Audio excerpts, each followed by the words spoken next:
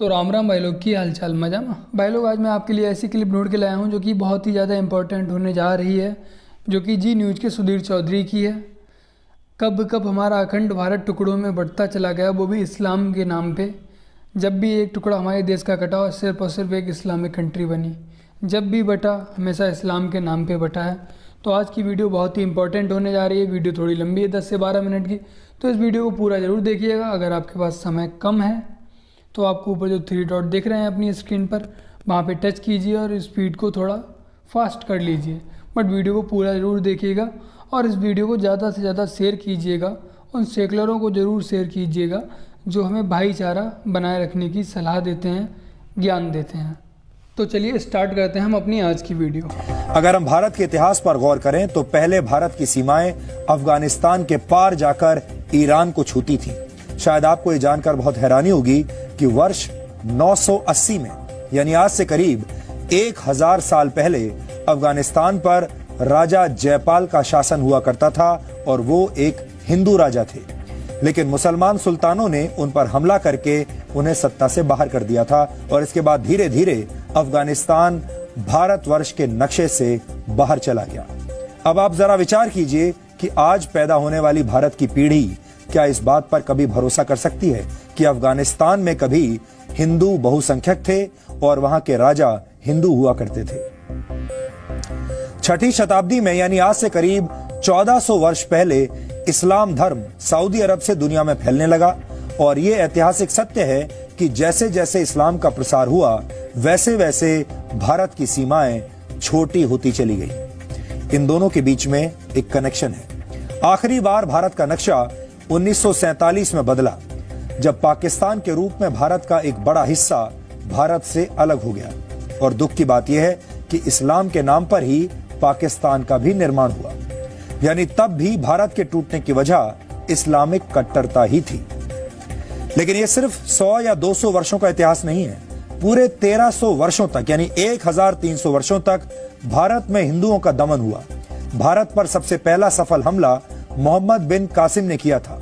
संविधान का निर्माण करने वाले डॉक्टर भीमराव अंबेडकर ने अपनी एक किताब में इस ऐतिहासिक घटना का जिक्र किया है। इस किताब का नाम है पाकिस्तान या भारत का विभाजन। ये किताब इस वक्त मेरे हाथ में है। इसमें से कुछ पढ़कर आपको आज सुनाऊंगा। पाकिस्तान अथवा भारत का विभाजन, डॉक्टर BR अंबेडकर ने इस किताब को लिखा है। ये देखिए, ये वो किताब है। इसी को आज मैं कोट करने वाला हूं आपके सामने। भारत पर पहला हमला करने वाले मोहम्मद बिन कासिम ने सिंध की विजय के बाद अरब के खलीफा हजाज को एक पत्र लिखा था।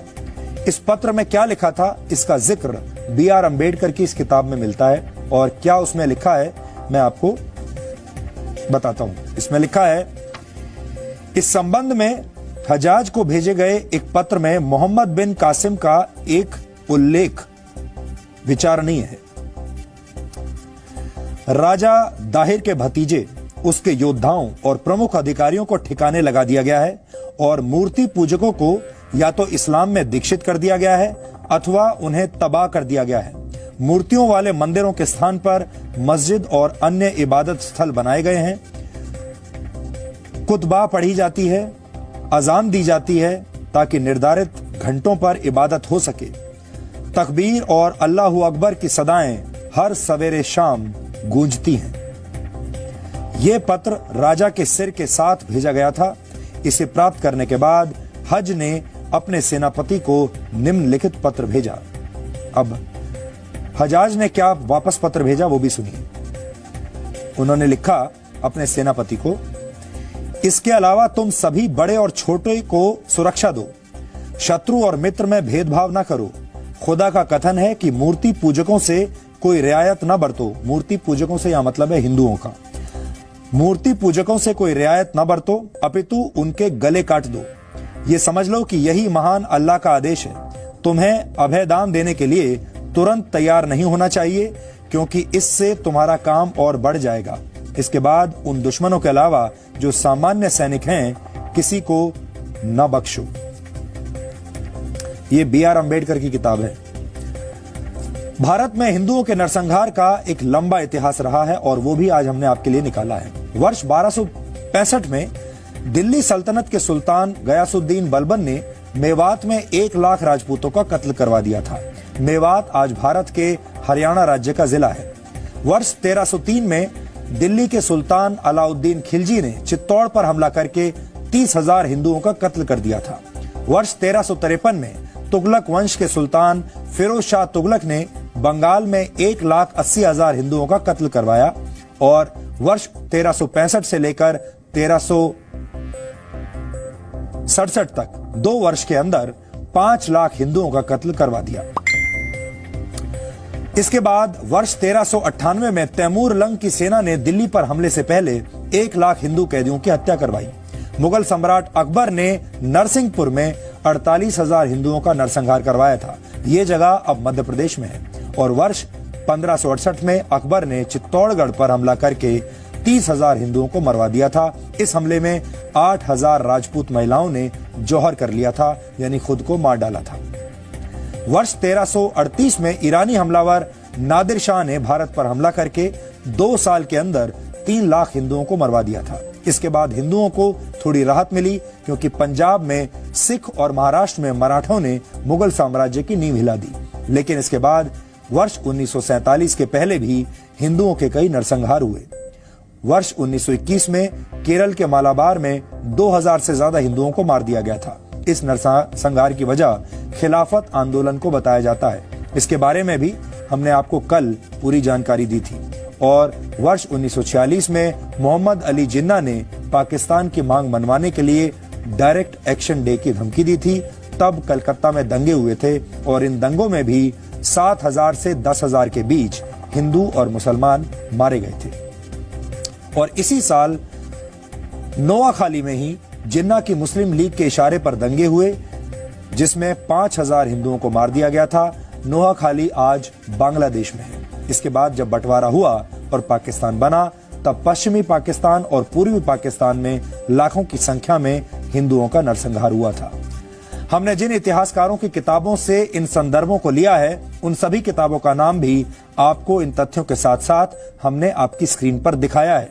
अगर आप चाहें तो अपने तौर पर भी रिसर्च कर सकते हैं। इनमें से ज्यादातर इतिहासकार और विद्वान भारत से नहीं है, भारत के बाहर के हैं और ये ब्यौरा यूरोपीय इतिहासकारों की किताबों से लिया गया है। संघ और दूसरे कई हिंदूवादी संगठन हिंदुओं पर हुए इन्हीं अत्याचारों की बात कहकर हिंदू राष्ट्र बनाने की पैरवी करते हैं और इसके पीछे जो वजह है उसी को समझाने के लिए हमने आपको ये इतिहास बताया। आज देश में हर किसी को समान रूप से मौका मिलता है। सभी को देश की प्रगति में अपना योगदान देने का पूरा अधिकार है।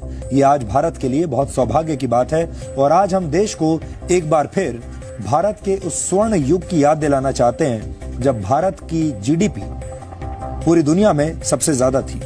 पहली शताब्दी में भारत का जीडीपी शेयर पूरी दुनिया में 32.9% था। जी न्यूज भारत का पहला न्यूज चैनल है जिसने पूरे भारत की अर्थव्यवस्था के स्वर्ण युग को प्रमाणिक दस्तावेजों के साथ आपको दिखाया था। ब्रिटेन के अर्थशास्त्री एंगस मेडिसन ने पूरी दुनिया की अर्थव्यवस्था पर एक रिसर्च रिपोर्ट तैयार की थी और इस रिपोर्ट का नाम है the world economy millennium perspective and historical statistics. यह रिपोर्ट वैसे तो 657 पन्नों की है लेकिन इसके पेज नंबर 263 पर पहली शताब्दी से लेकर 20वीं शताब्दी तक इस दौरान का एक बहुत ही दिलचस्प आंकड़ा है। इसमें दुनिया के जीडीपी में 20 देशों के शेयर परसेंटेज के बारे में बताया गया है। इसका मतलब है कि दुनिया के जीडीपी में 20 अलग अलग देशों का कितना प्रतिशत हिस्सा था और इसमें किस तरह वक्त के साथ बदलाव आए। पहली शताब्दी में भारत का जीडीपी शेयर 32.9% था, यानी पूरी दुनिया में जितना उत्पादन हो रहा था उसके 30% से ज्यादा हिस्से पर भारत का कब्जा था। भारत की एक बहुत बड़ी आबादी विकास में, दुनिया के विकास में अपना योगदान दे रही थी। ये भारत की अर्थव्यवस्था का स्वर्णिम युग था और इसी दौरान भारत को सोने की चिड़िया कहा जाता था। लेकिन जैसे जैसे समय बीतता गया भारत पर अरब, अफगानिस्तान और टर्की के हमलावरों ने हमला किया। भारत की पूरी अर्थव्यवस्था इसके बाद लगातार गिरने लगी। इस ग्राफ में भारत के जीडीपी शेयर पर आप जरा गौर कीजिए।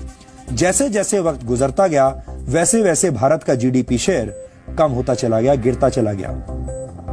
पहली शताब्दी और उससे पहले का समय भारत के लिए स्वर्ण युग था। ये वो दौर था जब भारत को सोने की चिड़िया कहा जाता था। तब वर्ल्ड ऑर्डर में भारत नंबर 1 पर था। लेकिन जब भारत में अरब और तुर्क सेनाओं ने हमले किए और भारत गुलाम बन गया, तब धीरे धीरे भारत का जीडीपी कम होने लगा। इसके बाद दिल्ली सल्तनत और फिर मुगल साम्राज्य में भारत का जीडीपी और कम हुआ और लगातार गिरता चला गया। लेकिन भारत की अर्थव्यवस्था में सबसे ज्यादा गिरावट तब आई जब भारत को ब्रिटेन की ईस्ट इंडिया कंपनी ने अपना गुलाम बना लिया। उस वक्त भारत को लूटकर यहाँ की सारी संपत्ति ब्रिटेन भेज दी गई। ये भारत के लोगों के दमन और जीडीपी का वो कनेक्शन है जिसे समझना आज देश के हर व्यक्ति के लिए बहुत जरूरी है। बहुत से ज्ञानी ज्ञान देते हैं कि भारत में कुछ नहीं था, भारत सिर्फ एक गरीब देश था। मुगल आए, अंग्रेज आए, उन्होंने भारत को बहुत कुछ दिया। भाई सिर्फ एक ही बात पूछूंगा, सिंपल सी, जब भारत में कुछ था ही नहीं तो वो भारत को लूटने क्यों आए? क्या लूट के ले जाएंगे? अब भारत में कुछ था ही नहीं। भाई लोग बस आप सब मुझे ऐसे ही सपोर्ट करते रहिए जैसे आप सब सपोर्ट कर रहे हैं। ऐसे ही अपना साथ बनाए रखिएगा। ये बस एक छोटी सी शुरुआत है। मेरे आगे बहुत कुछ प्लान कर रखा है मैंने। हर चीज़ में टाइम लगेगा, वक्त लगेगा, पैसा लगेगा।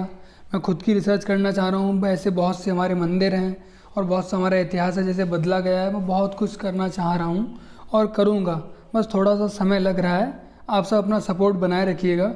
अगर आप इस वीडियो को चैनल पर पहली बार आकर देख रहे हैं तो चैनल को ज़रूर सब्सक्राइब कर लीजिएगा और वीडियो को लाइक, शेयर और कमेंट ज़रूर कीजिएगा। और हाँ, इस वीडियो को शेयर ज़्यादा से ज़्यादा कीजिएगा जिससे ज़्यादा से ज़्यादा लोग जागरूक हो सकें।